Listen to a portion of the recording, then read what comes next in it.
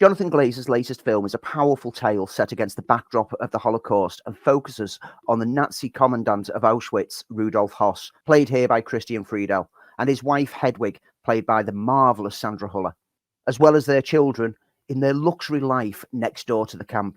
Adapted from the novel by Martin Amis, which used fictional characters inspired by Höss and his family, Glazer chose to spend a few years researching Höss and worked with the Auschwitz Museum to read through testimonies from survivors who spoke of working in the Höss household. The end result is a powerful look at one of the most horrific times in human history from a viewpoint of the privileged, with a cold and almost mundane look at how Höss and his family continued their everyday lives, disconnecting themselves from the events that were transpiring over the wall that joins their garden to the camp. As the film begins, the film title appears on a black card before the letters fade away to absolute blackness, which we, as an audience, are then sat in for a sustained period of time as sounds start to rise and emerge. And it was clear at this moment that this is a film in which the sound mix was going to be the emotionally important element. As the film began and visually we're treated to a beautiful home and garden with framing that utilises horizontal and vertical lines to capture almost postcard perfect images at times, Glazer and Lucas Zal's cinematography bringing primarily static shots with gentle movements along lines throughout. The sounds became ever more important.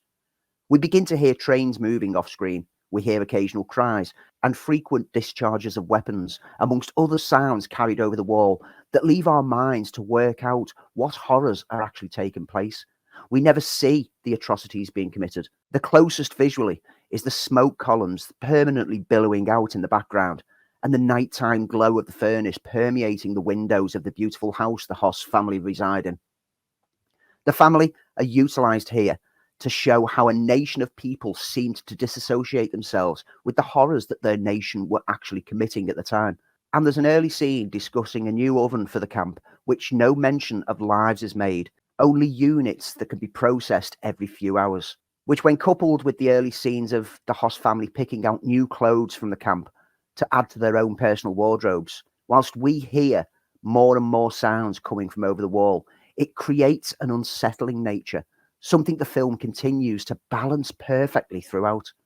Yes, we are seeing privileged and genuinely terrible people live out their normal day-to-day life, seeing Höss's work as though he's just the manager of a standard factory. But never does the film let us become as cold and disassociated as the family were.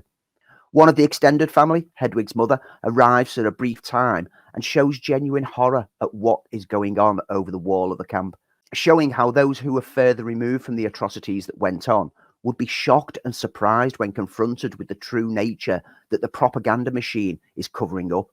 But in general, everyone appears oblivious to what is occurring, despite the sounds that can be heard resonating almost 24 hours a day.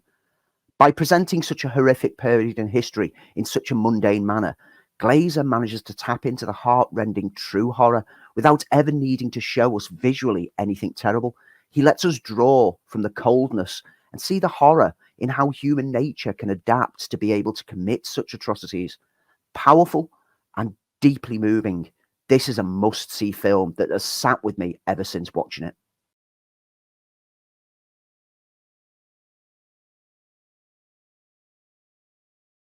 Drawn from the novel Erasure by Percival Everett, American Fiction follows a frustrated novelist professor who, annoyed at the popular representation of black culture in the mass media, writes a deliberately outlandish satire of the type of black books that have permeated culture, only to then find it becomes a runaway success. In the early moments of the film, we're presented with Jeffrey Wright's Thelonious Monk Ellison delivering a lecture to his students, presenting them with the N-word on the board behind him, which one of the white students shows discomfort with and asks him to remove it, resulting in him angrily telling the student that if he can get over it, then surely she can be able to. The scene is at once hilarious, but also outlines the basis for which this satire builds, as it takes a swipe at how it is predominantly white liberal media that have propelled trashy stereotypes of black people in struggling ghetto and crime stories to mass attention through somehow feeling that not paying attention would somewhat cause offence to black people. Meanwhile, as pulpy, tragic youth novels gain popularity, such as Weeze Lives in the Ghetto, the fictional bestseller from Dua Lipa's author Sintara Golden. Stories from black writers such as Monk are largely ignored and find themselves buried away from the black stories sections of libraries and bookstores. As Monk writes his own trashy novel, My Pathology, which gets an hilarious name change later on in the film, he initially hopes publishers will see it for what it is, a mocking contempt of their output, which will hopefully make them sit up and realise what trash they are promoting. But when he gets an offer for publishing, he and his agents have to create a fake persona for Monk, that of former convict Stag R. Lee, for the author to hide behind. Throughout the film, themes of black culture and white guilt play out in a light-hearted and genuinely laugh-out-loud funny nature. Wright is absolutely perfect in the central role, delivering not only the angry humour of the frustrated author, but also the sentimental family drama aspect in his interactions with his mother, sister and brother, as their family lives are hit with personal drama. All the cast are marvellous. Special mention goes out to John Ortiz as Monk's agent Arthur, who's hilariously placed within this. Issa Rae as fellow author Sintara Golden is absolutely magnificent. And Leslie Uggams as Monk's mother brings a lot of heartfelt emotion to the film. And the film overall pops along at a fun pace, never misses a beat when it can drop a subtle moment of wit or pauses for impact as a zinger of a line drops.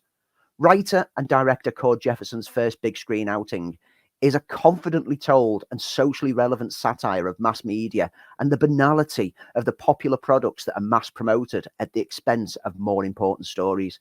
It becomes everything it mocks in a hilarious and thought-provoking manner, and it's well worth checking out.